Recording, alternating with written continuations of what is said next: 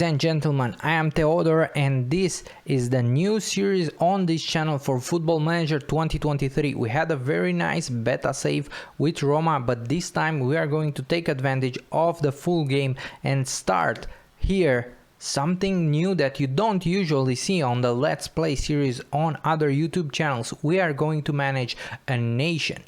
The series is called Forever Champions, and as you could probably see in the thumbnail, because, well, you click here because of the thumbnail probably, or whatever, you are still here, and we are managing Brazil. Yes, because I put the flag there and the colors and everything. Forever Champions with Brazil. We are going to get really deep into this save. We are going into the depths of the Amazonian forest in Manaus, and we will try to learn about the football clubs that are there, about the football clubs on the coast of Rio de Janeiro or Sao Paulo, and we are going to learn about the players. We are going to start with the World Cup. We are taking advantage a little bit the fact that the World Cup is currently on, and we are managing Brazil, and we will take one match at a time and we will see how far can we go. Can we find the next Endrick? Can we find the next Neymar or the next Ronaldo? The sky is the limit. There is just one rule for the beginning of the series, which will be that we will use for the selection for this World Cup the team that was in real life selected by Tite, in case we don't have any kind of injuries. Then we will need to change the players, because Football Manager isn't exactly real life. Let's roll.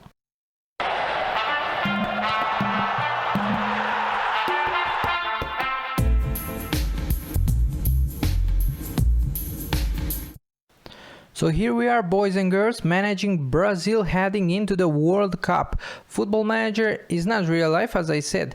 So the first two game weeks are switched. We are going to play Switzerland first and Serbia second. In real life, Brazil will play in a couple of days Serbia in the World Cup. Now, if we are looking at the selection, I said that the first rule is that we will keep the same selection as it is in real life, as Tite did it, the real manager of Brazil, for the squad for the World Cup.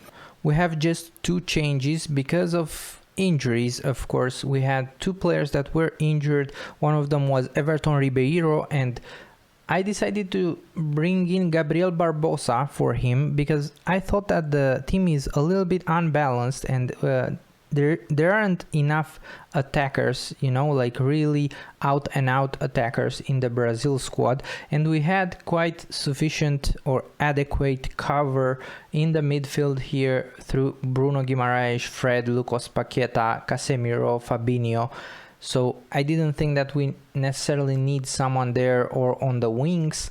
We have a lot of quality on the wings: Antony, Rafinha, Vinicius, Rodrigo, Gabriel Martinelli. So we don't really need players on the wings or in the center of the midfield. So I brought in Gabriel Barbosa for Everton Ribeiro, who got injured for a longer period of time. And just before the match with Switzerland that we are about to play, Weverton, our third choice goalkeeper, got injured for a few weeks, and we had the possibility to bring in a replacement, and I went to Corinthians and brought in Mateus Donelli, a young Brazilian goalkeeper, 20 years old, not very good. You couldn't say that he's first team quality for Brazil, but he's well rounded, and I think experience here at the World Cup will help him in the future. So this is the selection. Yeah, this is the team that we are going to use for the World Cup. It's pretty much like 92% the same as in real life. We couldn't really do without these injuries. We had these injuries coming in, so we had to change a little bit. Of course, there is a lot of polemic saying that we should have chosen some other players, and I totally agree with this. After we get on with the episodes for the World Cup, we will have the possibility of interacting with our comments and using our comments as suggestions for selection. We will use some kind of a system, maybe the number of likes that one comment has and so on, where you could decide the selection and even the tactic that we will use. This doesn't mean that I'm not still responsible. I will still be responsible for the results, and one of the objectives of this kind of save is not to get fired, you know, avoiding getting the sack. So boys and girls, as we know, Switzerland is going to be a very tough opposition, probably the toughest team in the group. We are going with a bit of a cautious playing style, if you know what I mean, because we are Brazil, so we have in our blood to play very attacking and very beautiful football. So we will still have our wing backs on support and attack. We will keep Eder Militao and Thiago Silva as the two center backs. We will have Marquinhos and Bremer on the bench. I know both of them are like world-class center backs, but I had to choose, so I choose Thiago Silva and Eder Militao. Lucas Paqueta and Bruno Guimaraes will be the two playmakers in front of Casemiro. Casemiro will be the ball-winning midfielder on defense. Neymar will play as a deep-lying forward, and we will play kind of a vertical tiki-taka, but a little bit wider, just for us to be covered, because most probably it is possible, from our analysts and scouts reports, it is possible that Switzerland will play wider and they will use the wings to attack, so we will need to be aware of that. We will play with a high defensive line and high press, and we will try to press as much as possible with a positive mentality. We will be all over them, but we will need to be careful. This is why I have Casemiro here covering for the back four here. Now let's see if this works. I don't know if it works. Yeah, let's see. Let's go to the first game and let's see if it works. We may lose as well, we may win, I don't know. Kickoff of the match, Neymar to Lucas Paqueta. We have a 4-3-3, not very wide, not very narrow, and it seems that Switzerland have the same 4-3-3 formation. And we have the first corner through Alex Telles, a far post one. And they are winning the header there, and Bruno Guimaraes with a very good recovery. Now Danilo, good dribbling. Bruno Guimaraes, good cross. Widmer was there.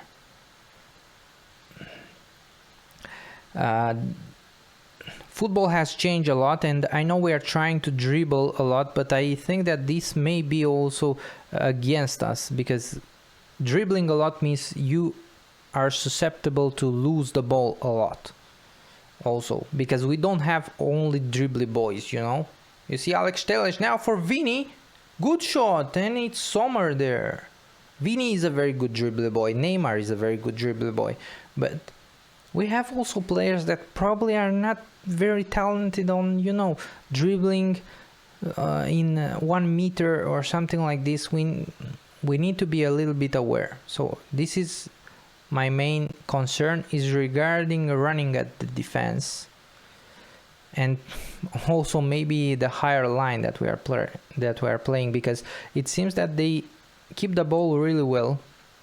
Yeah, we are recovering now. Vinicius on the right side. Rafinha keeps the ball in the field, and now Bruno Guimaraes, good persistence there. And now Danilo has some space, but his shooting is to the moon. Very bad shot for Danilo there, very bad shot. We are keeping possession quite well. The passes completion is not as good as Switzerland, and the headers won. We are winning more headers than them, which is very important for me, because it seems that we want to win them. We are fighting for every ball, you know. Widmer now keeps the ball. Widmer can bring in a cross. Let's see, against Alex Telles. Thiago Silva is there, but Thiago Silva just was not present or something like this. It seems he has a very low rating, 6.4. Casemiro also has a low rating, 6.5. Alex Telles for Vini. Vini cuts inside. Vini now, good pass to Danilo. Oh, Vargas was faster than Danilo. I don't know what, Danilo was not paying attention. And Seferovic doesn't know how to put the first touch in, and the ball just bounces off him. Now Rafinha on the right side. Good run for Rafinha. Now Danilo And it was a foul there for Denis Zakaria, who has already a yellow card. But no whistle, and now Neymar with a chance. We are doing well. We are doing well, ladies and gentlemen. We are attacking. We have the chances. Now Vini, Lucas Paqueta with a bad pass. Some of our players are playing below par. Ricardo Rodriguez for Vargas. Vargas is a little bit injured, but it seems that Danilo still cannot do anything against him. And now Chaka, I think, with the shot. Alisson very well tips it wide. We're heading to halftime, but no, they have a corner. It's Shaqiri with a corner. Eder Militao. Shaqiri again. Shaqiri, good dribbling. And I don't know what he tried, but Alisson was there to get the ball. We need to complete more passes. It seems that we had the upper hand in the first half. We had 3 shots on target, but that was not enough. We need a little bit better, to be a little bit better in front of the goal and complete a little bit more of the passing.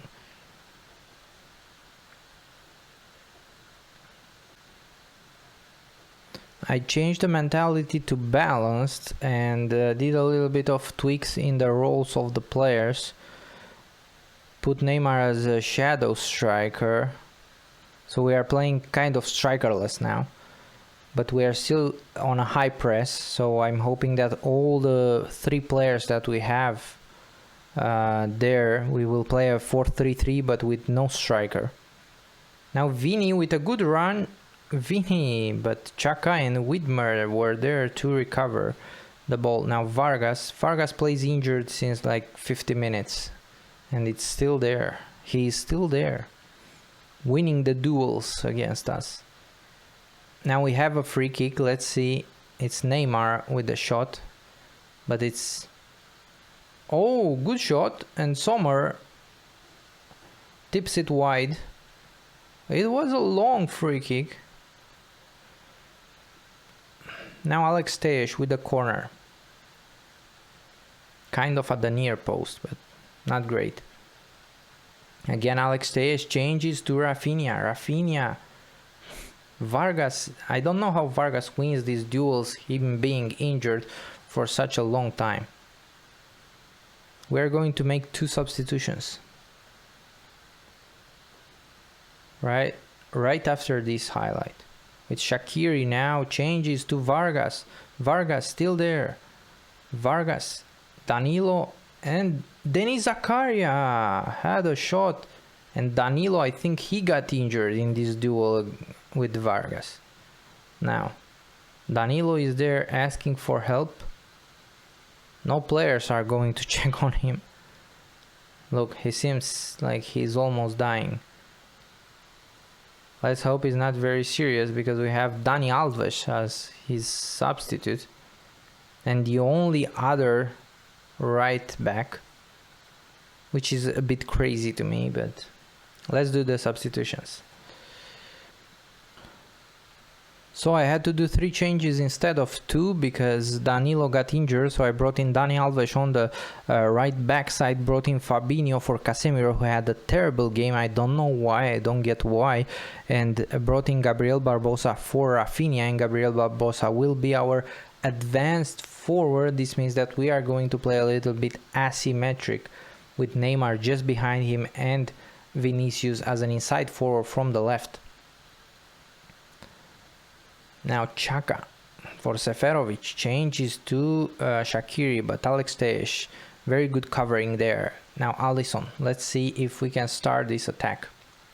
Very long ball from Alisson, but Gabriel Barbosa is not really the best worker that we have in the team. Now Shaqiri on the right side. Hugs the line, Shaqiri. And now Fabinho with a very good positioning and recovery. Now Neymar, let's see if he can dribble a little bit. Changes to Gabriel Barbosa, and Dani Alves is next to him, but Gabriel Barbosa goes by his own. Pass back to Dani Alves, good cross, and Vini. Probably the best chance we had so far. Comes in like 66th minute or something like this. Alex Tesh with a cross, and it was a penalty. Yeah, Eder Militao was fouled there, and it was a penalty. Let's see if we have also VAR. Yeah, we have VAR, even though it was clear penalty. Yeah, we have a penalty. Let's see who is going to, should be Neymar, right? Neymar. Oh, misses it. Neymar again. Oh my god. Drama. Full of drama this episode, ladies and gentlemen. Full of drama. We had a penalty and we missed it through Neymar. Fabinho.